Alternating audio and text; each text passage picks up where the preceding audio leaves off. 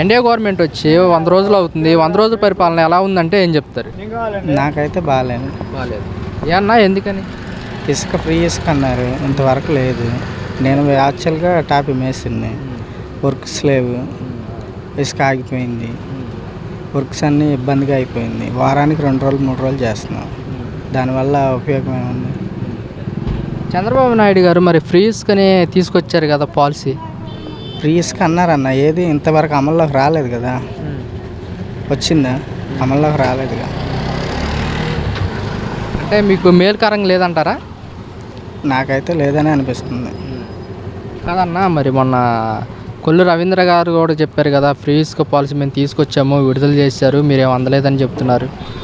అందలేదు కదన్నా, అందితే వర్కులు రన్నింగ్లో పడాయి కదా. మరి అందకపోబట్టేగా వర్కులు లేని. అంటే అందరూ సక్రమంగానే ఇసుక తీసుకొని ఇల్లులు కట్టించుకుంటున్నారని చెప్తున్నారు కదా. మరి తీసుకున్న వాళ్ళకే తెలియాలి, వర్కర్స్కి మనకు తెలియదు కదా. ఇప్పుడు వాన్స్ ఏం చేస్తున్నారు, ఇసుక రావట్లేదని చెప్తున్నారు. ఎక్కడెక్కడ పనులే వర్క్స్ అన్నీ బ్రేక్ అయిపోయినాయి, ఉన్న పనులే బ్రేక్ అయిపోయినాయి, ఇసుక లేదని. మరి ఏది వాస్తవం అన్న?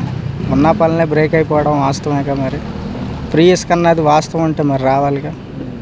అయితే అన్న, జగన్మోహన్ రెడ్డి గారు మొన్న కూడా చెప్తున్నారు, పిల్లలకు బళ్ళు స్టార్ట్ అయినాయి, ఎంతవరకు తల్లికి వందనం వేయలేదు, మా ప్రభుత్వం వచ్చినట్టయితే అమ్మఒడి వేసేవాళ్ళం అంటున్నారు. అది కన్ఫామే. ఇప్పుడు దాని గురించే కాకుండా, ఇప్పుడు చంద్రబాబు నాయుడు గారు చెప్పిన దానికి, తల్లికి వందనం దాని మీద స్కూల్ ఫీజులు కూడా పెంచేశారు. అంతకుముందు ఎల్కేజీ పిల్లవాడికి 10,000 12,000 ఉండేది, ఇప్పుడు 16,000. ఈ సంవత్సరం ఈ స్కూల్ ఫీజులు కూడా పెంచారు. నేను 2 పిల్లల్ని చదివించుకుంటున్నాను. ఆ 2 పిల్లల మీద నాకు 25,000 ఎక్స్ట్రా పెరిగింది. ఈ సంవత్సరం 25,000 పెరిగింది. గత ప్రభుత్వంలో నాకు ఆ 25,000 మైనస్. అంటే 2 పిల్లలకి అమ్మఒడి వచ్చిందా? ఒక్కరికే వచ్చిన దాని వారం ఫీజులు కూడా తగ్గివేగా. ఇప్పుడు 2కి ఇస్తానన్నారన్న దాని మీద మళ్ళీ ఫీజులు రేట్లు పెరిగిపోయినాయి. ఇక వీళ్ళు 15,000 ఇస్తానంటున్నారు. ఇప్పుడు ఒక ఫీజుకి వచ్చేపాటికి మనిషికి 20,000 చేశారు. అంటే 5,000 ఎక్స్ట్రా పెరిగినట్టేగా. అంతకుముందు 11,000 ఎక్కడ, ఇప్పుడు 20,000 ఎక్కడ, అంటే ఎంత ఇదయింది. కూటమి ప్రభుత్వం అధికారంలోకి వచ్చింది కదా, ఈ 100 రోజుల పరిపాలన ఎలా ఉందంటే ఏం చెప్తారు? బాగానే ఉంది. అది అంటే ఈ 100 రోజుల్లో ఎలాంటి హామీలు చెప్పారు కదా, ఎలాంటి హామీలు నెరవేర్చారంటే మీరు ఇస్తున్నాడు. అది తేడా ఏం లేదు, నిదానంగా చేస్తాడు. అది ఈ 100 రోజుల్లో ఎలాంటి హామీలు నెరవేర్చారు? ఏమంటే పింఛనీళ్ళు అన్నాడు, ఇచ్చాడు. మళ్ళీ 50 సంవత్సరాల వాళ్ళకే ఇస్తా అన్నాడు, ఇంక రాలా. అది ఎదురు చూస్తున్నారు. అది అన్నా క్యాంటీన్ కూడా వదిలేరు. గుడివాడ ఇక్కడ తేడగడప అని అన్నారే. అది నేను గుడివాడలో చూసా, జనం బాగున్నారు. మంచిదేనా మరి అన్నా క్యాంటీన్ పెట్టడం? అన్నా క్యాంటీన్ అంటే పేదోళ్ళు కొద్దిగా తింటారు. అది అట్టడిదే తీసేసాడా? ఎవరు తీసేసారు? జగన్మోహన్ రెడ్డి తీసేసారు. గత ప్రభుత్వంలో 100 రోజుల పరిపాలన ఎలా ఉందంటే మీరేం చెప్తారు? బాగానే ఉంది. అదైనా బాగానే. కొంతమందికి 18 సంవత్సరాలు, ఈ 45 సంవత్సరాల వాళ్ళకి 18,000 అవి లేవని ఇప్పుడు బాధపడుతున్నారు.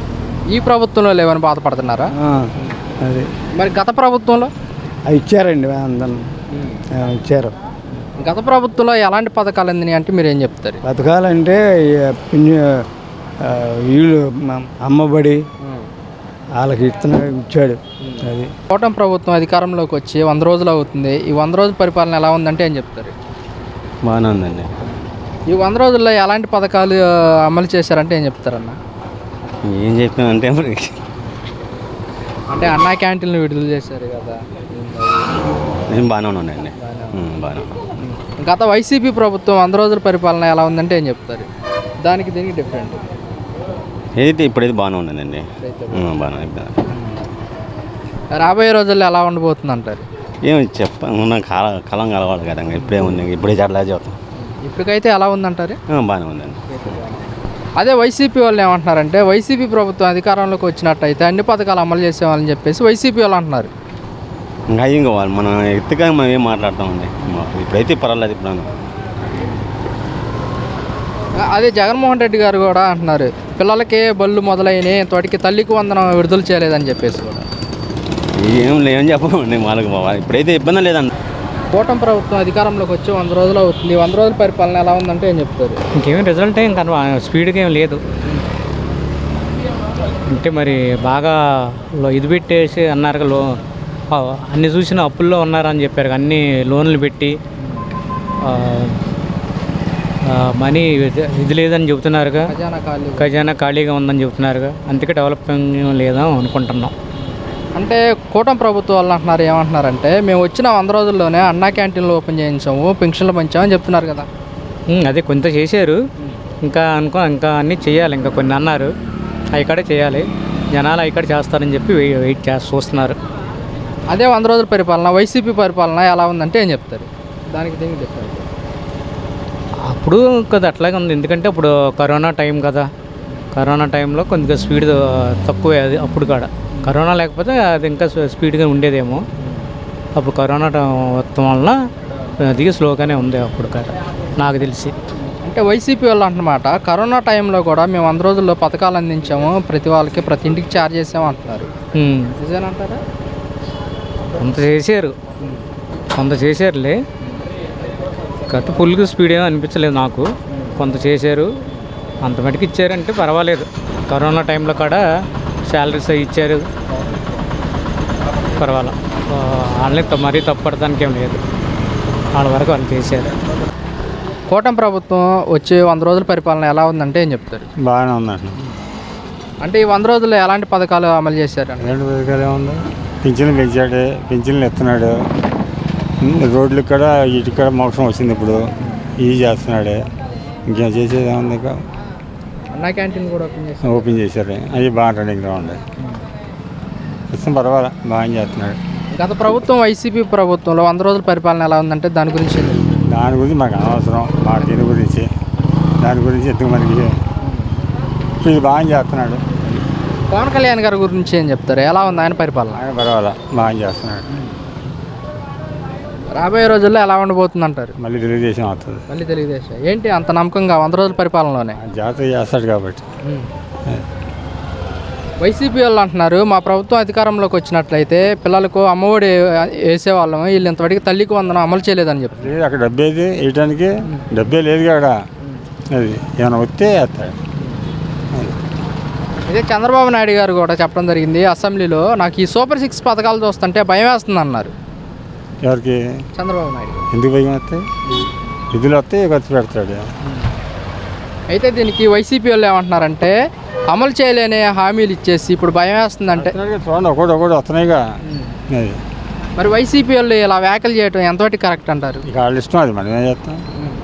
ప్రజలను ఎవరైనా మాట్లాడుకోవచ్చు, వాళ్ళు మాట్లాడుకుంటారు, మాట్లాడకూడదు. అది అదే మా ప్రభుత్వం వచ్చినట్టయితే రైతులకి రైతు భరోసా వేసేవాళ్ళం, డ్వాక్రా మహిళలకి వస్తాయి. 4 రోజులు లేట్ అయినా అన్నీ వస్తాయి. అది కంగారు ఏమవుతుంది, నిదానంగా అన్నీ చేస్తానంటాడు మంచిగానే. చంద్రబాబు అంటే చేస్తాడనే నమ్మకం. అది కూటమి ప్రభుత్వం ఏర్పడి 100 రోజుల పరిపాలన ఎలా ఉందంటే ఏం చెప్తారు? మీ అభిప్రాయం? బాగానే ఉంది, పర్వాలేదు. ప్రజలకు అందుబాటులోనే ఉన్నారు. హ్యాపీ. అంటే ఈ 100 రోజుల్లో ఎలాంటి పథకాలు అమలు చేశారంటే ఏం చెప్తారు? అనుకున్న పథకాల్లో 2 అమలు చేశారు. ఏంటండి అవి? పెన్షన్ ఒకటి, ఉద్యోగాలు ఒకటి. అంతవరకు 16,000 మంది ఎంతమంది ఉద్యోగాలు అమలు చేశారు. అన్నా క్యాంటీన్ కూడా విడుదల చేశారు. అన్నా క్యాంటీన్ కూడా మొన్న విడుదల చేశారు. హ్యాపీ. అయితే 100 రోజులు గత వైసీపీ పాలన ఎలా ఉందంటే ఏం చెప్తారు?